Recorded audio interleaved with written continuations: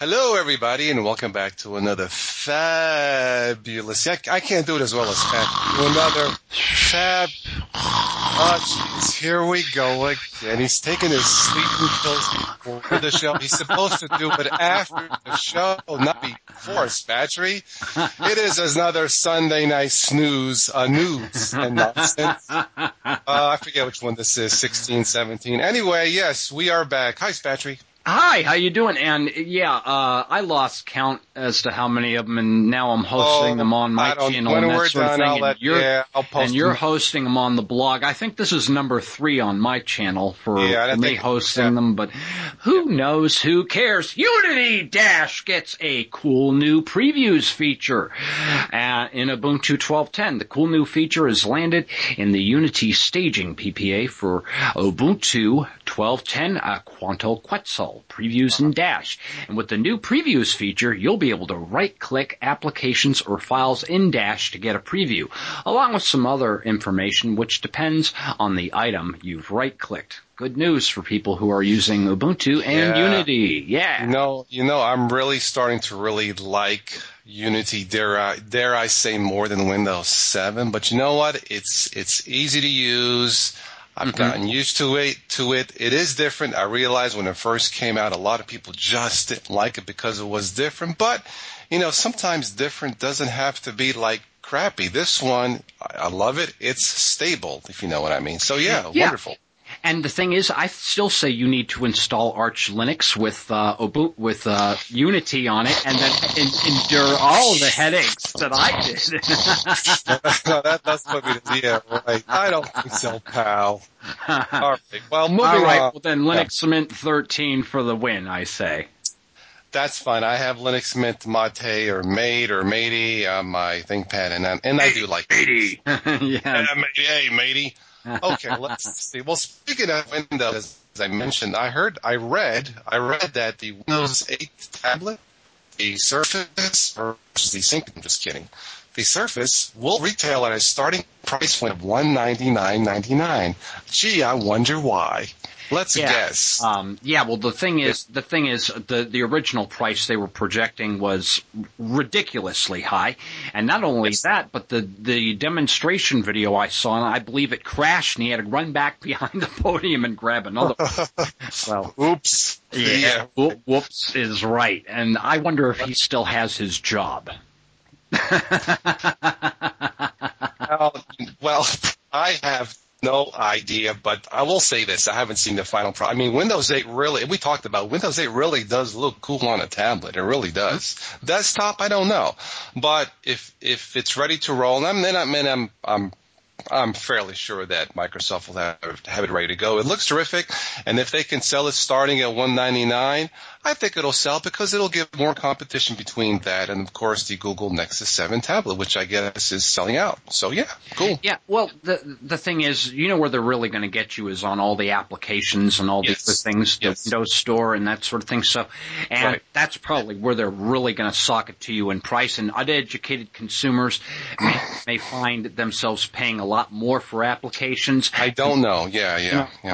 But I'm just speculating there. Okay, well, more gaming news hot off of the Ubuntu Vibes website. There's a 3D RTS game or real-time strategy called Planetary Annihilation. That is coming to Linux, and it is inspired by the game Total Annihilation. And this time this game is released by Uber Entertainment with a team of renowned developers who worked on games like Total Annihilation, Command & Conquer, and Supreme Commander. Planetary Annihilation brings real-time strategy to a new generation of gamers in a way they've never seen before. Total Annihilation-inspired gameplay on a planetary scale. If you check out the Ubuntu Vibes website, there is a video on this page where you can look at a really cool preview of this game. I think this is great. The game was on Kickstarter. They have raised $350,000 in 2 days, with 28 days left to reach the target of $900,000. So those of you who want to support Linux games can definitely go on Kickstarter and throw a few coins to help out these developers, because they are bringing a lot of great games and applications over to the Linux platform. Yes, well, For those of you who follow my channel, you guys know that I don't play Linux games. Of course, I don't play any PC games. My Xbox 360 does the job. As far as Linux games or any games that come out, I look for two things: terrific graphics and a good storyline. If you have those two, doesn't matter if it's backed by, Ubuntu, Linux, or Microsoft, or Android. If you have those two things and you price it right, in my opinion, you have a winner. And the thing is, I love what Play on Linux is doing. They've brought a lot of support for more Windows games to run, and now I have all of my favorite Windows games running in Linux under Wine Play on Linux. Cool. So that is also another solution out there, but it's great to see developers stepping up to the plate and bringing more games into the Linux ecosphere. You know what? It's certainly about fun, but it's probably a bit more about choice and variety. I think it's great. For me, my Xbox 360 does the job. I occasionally play online, but for me, it's, I play Halo and Need for Speed and racing. But yeah, as far as Linux goes, all you developers, you have a good storyline and great graphics, you have a winner. All right. Exactly. All right. Well, let's move on. I have some other non-Linux Windows related, some odds and ends. You know me, Spatry, but here we go. Well, this is kind of, it is very high-tech and very expensive. The military, a couple of days ago, the military, or was it NASA? Maybe it was a conjunction of both. Anyway, they tested a new futuristic space plane. This thing was dropped from a B-52, and it was supposed to go like some ridiculous speed, like 4,000 miles an hour, which means you and I could fly to Australia, go see IG, for like breakfast, then be back in the States, for like dinner. That's the theory. It was supposed to be like a 5-minute flight. Well, didn't quite last that long. It lasted like 31 seconds. Did it go? This is what I read. Everything went off in the beginning without a hitch, but something happened, something not quite minor. Well, let me put it to you this way. One of the tail fins just fell off, broke off. And the thing crashed into the Pacific Ocean. There goes like $5 gazillion. Oh, no. And very expensive. I don't know. Now they call this the X-51A. It makes me wonder what happened to the X-1A, the X-2A, the X-3. What happened to those? Are they in the ocean too? I was kind of hoping for it to be successful because really since the Supersonic Concorde, we don't have any super fast planes commercially flying. And, to go to places like overseas or even Australia, if you really wanted to go see someone, it'd take forever. And this thing, if it was successful sometime in the future, you could get on a supersonic flight. I think it's using scramjet technology. Well, anyway, it didn't work, so sorry. Oh, my goodness. And I was waiting on you to say that they had Arch Linux powering the onboard computer or something like that. I don't think this was software related, so I'll just leave it at that. All right. Thanks. Yeah, okay. All right. Well, I have some more news on the K desktop environment. The latest release earlier this month of KDE is a solid upgrade that could very well win back the hearts and fingers of Linux users who wandered off to other less powerful desktop shells. Okay. And the writer went on to say that he lost interest in KDE after version 2, and because he felt that it was becoming clunkier to use and too much of a hassle to handle. And with GNOME 3 coming out in Ubuntu Unity environments, even less appealing. And then he bounced between Cinnamon and XFCE desktop alternatives until trying KDE 4.9 released, and the switch has been well worth the effort. Now, the new KDE brings major updates to the Plasma workspaces, KDE applications, and the KDE platform itself. Along with many new features comes much better stability and performance. For example, earlier versions of KDE on Ubuntu always posed wireless connection troubles on several of the test computers that the writer was using. This version, however, needed no fiddling to make a wireless connection. And KDE is the most powerful of desktop options for Linux users. Yes. It's heightened eye candy. Compiz still works with the option of using the cube, and its extensive desktop effects makes it a big step up from other desktop choices. Now, I'm looking at the screenshot of this, and I really love how this looks. It's got a lot of transparency in it. This looks really professional, and it really looks like the next generation desktop. So I am actually going to be waiting on a distribution to come out that I can actually load onto a flash drive that has the K 4.9 release on it, so I can test it and see how well it performs. Right. Yeah. Well, I have tried KDE versions in the past, and as far as it looks terrific, even slicker than Windows 7, but never quite as polished as GNOME version. Let alone Windows. And there's just something about KDE with me. It just never seems quite as intuitive, as stable, or as polished. Maybe it's changed. I am not a KDE person. That's why I stick with Ubuntu Unity or Mate or Linux Mint Mate or Zorin. Those I found to be in the long run just more polished. You know what I mean? But as far as how it looks, KDE is awesome. Yeah. Yeah. Okay.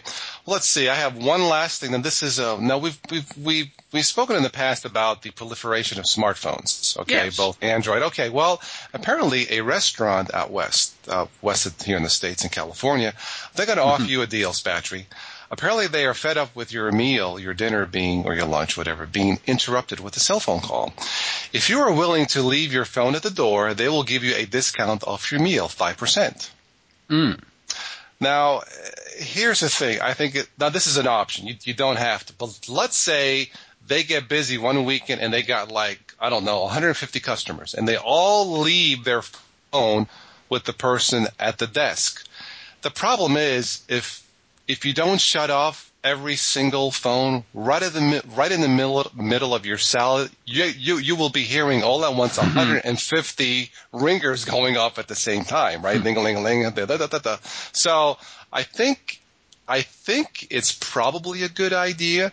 I'm not sure if 5% is a big enough incentive, but at least, you know what, all kidding aside, it's nice to be able to go to a restaurant, and if you really don't want to be bothered by your phone with somebody else's, I think it's good. It's nice to have a choice. You know what? Just take it, because if I have it, I'll leave it on, or I'll forget to turn it off. Or maybe there should be restaurants, you want to eat here, you have to shut off your phone, period. You know, and that is something that is really annoying. For instance, let's say when I go to a sub shop and I have somebody in line in front of me, and they're shooting the breeze on their cell phone while the server is trying to prepare their order, and they're sitting there talking on the phone and that sort of thing. You know, that is really annoying. It's rude. Yeah, and I wish. I wish I just had the gall and say, lady, why don't you put the cell phone? I know. I know. Because that really holds people up and that sort of thing. That people have their lives wrapped around their cell phones and that sort of thing. I know. And I even find that annoying when I'm at work. And coworkers are tied to their cell phones, texting and that sort of thing, rather than doing their jobs. They're busy, shooting breeze on the phone or doing texting and that sort of thing. You know what? I leave my cell phone at home. I don't want people to bug me when I'm at work, Yeah. So I would have to agree.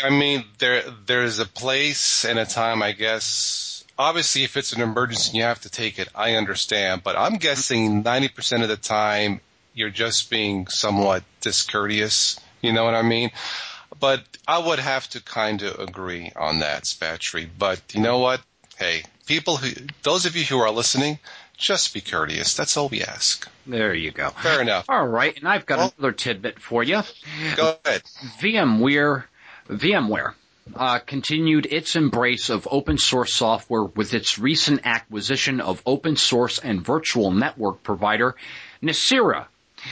The move continued VMware's aggressive M&A strategy and its effort to transition from proprietary software and virtualization to a broader market and cloud computing, largely through open source software.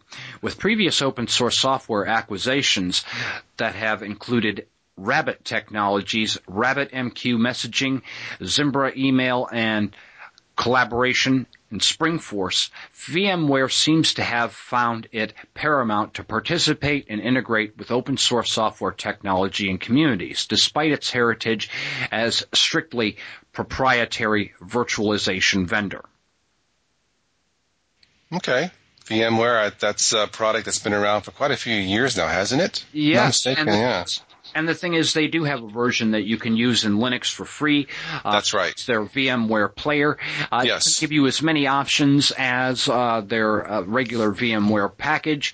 But The thing is, it's a good option for some people. Personally, I provide, I prefer VirtualBox. That seems to do the trick really well for me. Okay. But it would be really nice if they were to come out with a open source version of their virtualization software. I think that would be a wonderful idea. Okay. You know what, Spatry? I think we will close it out with that piece of software or that piece of news. I have nothing else at this time, but I will say this before we close this Center report out. Don't forget the Linux Zoo Crew every Saturday nights on the Linux distro community. And, of course, Sunday nights, the Zoo Crew is 8 p.m., Sunday nights is the live Total OS Today show podcast at 9 p.m. These are both Eastern Time, New York times. Feel free to join in to listen or maybe even be invited to chat. We cover, Spatry usually covers Linux topics. I usually cover a wide variety of topics, not just Linux, including, Windows, offbeat stuff. But for that, and on that note, Spatry, that's all I have. That's all I've got for you guys as well. Thank you, all of you, for listening in, and we will see you next time in your future. Arrivederci.